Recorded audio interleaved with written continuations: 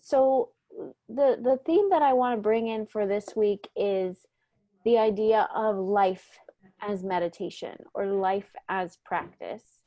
And so as we think about that, we've already been touching on that in some way. We've already had this concept in our practice of formal practice, the times of sitting and meditating, or some practice like that, and then informal practice where it's practicing mindfulness throughout life through your noticing. And so one of the ways that I look at this, and maybe I think I've talked about it before, is if you think about a gym. So if you think about how a person will go to this special place, this gym, to work their muscles, and they do specific things. It's it's such a specialized place where there's machines, and the whole point of it is to work on your muscles, right? And so you do that, and that's your training. And then when you go into your regular life, you have those muscles there every time that you need to run to do something, get across the street quickly, reach up and grab something. You have these muscles that you've trained in that other space, and that now come to your aid when you need them. And the other piece of that analogy is thinking about meditation that way, that when you're intending to practice meditation, that it's like that gym mode. It's maybe you sit in a certain chair, maybe you have be a quiet space, maybe you're listening to a meditation or some other thing, but you set aside this time that is special, that isn't so much like your everyday life, because it's quieter, and it's it's its own thing. It's your practice there. But the idea is that all the things that you're building there as you practice are the same kinds of like muscles that then come to aid you when you need them at the spur of the moment. So every time that I'm learning gentleness and patience and coming back to my breath, well, then the idea is that when I'm in my regular life, there will be a time where I need patience, and I've been practicing it. And so I access that almost without even trying, because it's already been activating. Or learning to be with pain. If I'm doing that in my meditation, then again, when I notice these things I wish were not the way that they are in my regular life, well, I'm now more used to learning how to be things with the way they are. So there's this kind of bridge here where we, in our formal practice, it definitely relates to our everyday life. It isn't separate. And so there's that piece of it. And then of course, the reason why that works so well is partly because life, I mean, choose your verb here. Life allows, life invites, life forces us to practice. It forces us to use and develop these new ways of being. Often, and we don't get a choice at all to, would you like to learn how to live in a completely new situation? And we just have to do it. And to be able to do that with grace, that's that invitation to practice. And so that's on one hand, that we will get these opportunities to practice within our life, like it or not. Maybe we wish we could press pause on that and just rest for a little bit, but we're going to keep getting these opportunities to practice. And at the same time, we can also intend to practice. We can also tell ourselves and invite ourselves to pay attention on purpose. Like when we say, okay, I'm going to have this conversation, and it's going to be a practice for me of really listening and noticing when I get activated, and then just breathing. We can really intend to make certain things like as if they were a meditation or a practice, to say, this conversation, it's a meditation for me. I'm practicing here. Or this driving down the street or whatever it is, we can decide that it's an invitation to be present. So there's both of those pieces with normal life that we can intend, and also it's kind of shoved at us, this opportunity to be developing and practicing all of these skills and ways of being that we've been learning.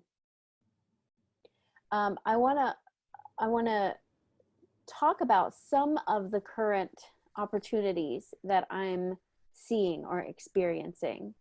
And this isn't all of them, but definitely one of the things that's coming about right now I'm seeing is the practice of adapting to change. How we can see, and this was especially happening just in the last few weeks, especially before we were sheltering in place here, there was day by day this incremental things changing. And so every day it was like a practice of, okay, what is it like now? Okay, well then I live accordingly to that. And then a day or two later, okay, well, oh, so now there's a new world. Different things are open or closed or working in a different way. And, you know, we know that actually all of life is like that.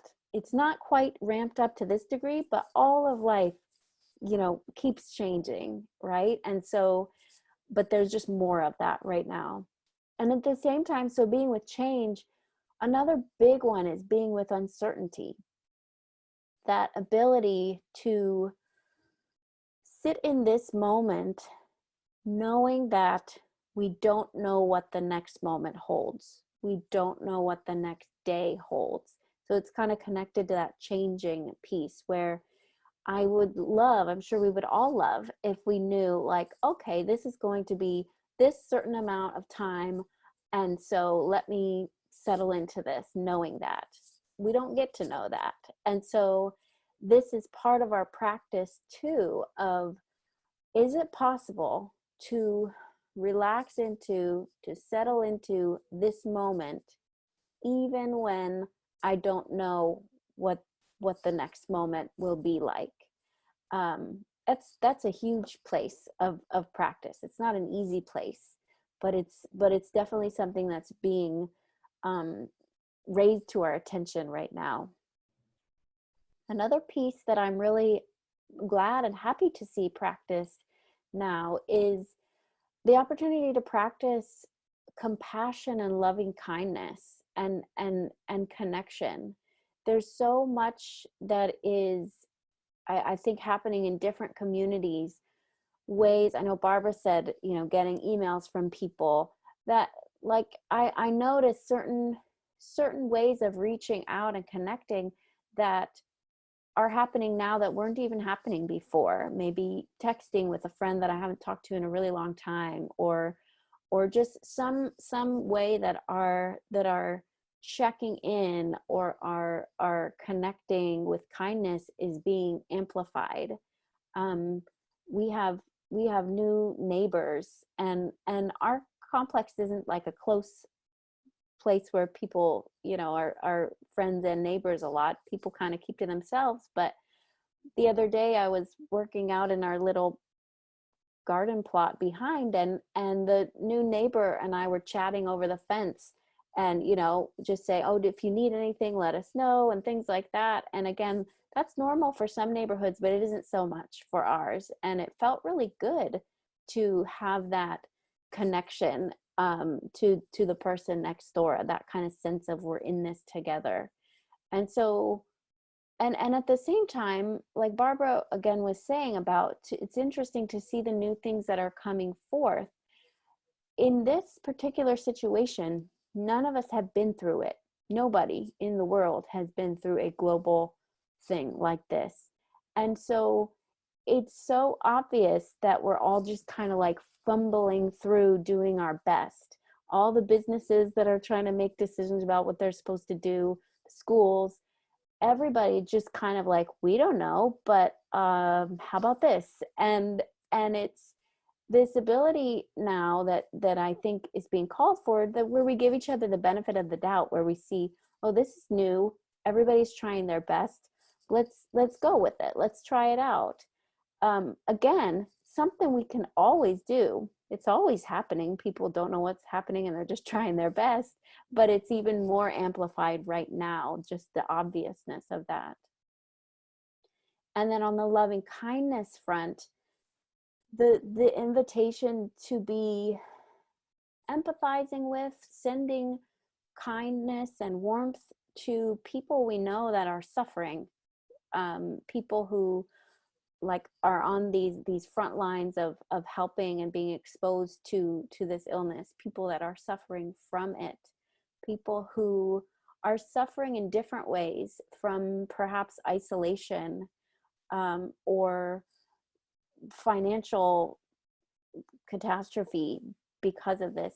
There's a lot of opportunity here for that.